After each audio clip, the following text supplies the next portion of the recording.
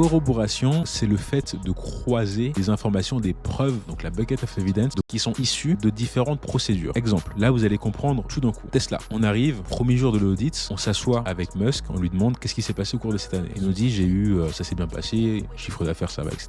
Par contre, j'ai eu un procès avec un directeur financier. Donc ça, on vient de faire, première procédure, entretien client, revue analytique. Il nous dit, il a un procès avec un directeur financier. Vu que ce procès-là, il est particulièrement risqué, on a besoin d'avoir d'autres preuves que le montant du procès a bien été évalué, que les provisions sont bien comptabilisées, etc. Donc ce qu'on va faire, c'est qu'on va, en plus de l'entretien client, demander à Musk de nous envoyer les PV de jugement qui nous prouvent le montant qui est demandé par la partie adverse, qui nous parle des conditions du procès, etc. Donc ça, c'est la deuxième procédure, le testing. Donc ça veut dire que pour le même sujet, on fait un entretien client, un testing. Ensuite, on va aller circulariser les avocats. Donc en fait, on va demander aux avocats directement de nous envoyer leur évaluation en leur demandant combien vous pensez que Tesla risque de payer. Et donc là, pour un seul sujet, on a corroboré testing, entretien client, circularisation. Et c'est exactement pour cette raison-là que la corroboration, c'est la meilleure procédure qui est en audit financier.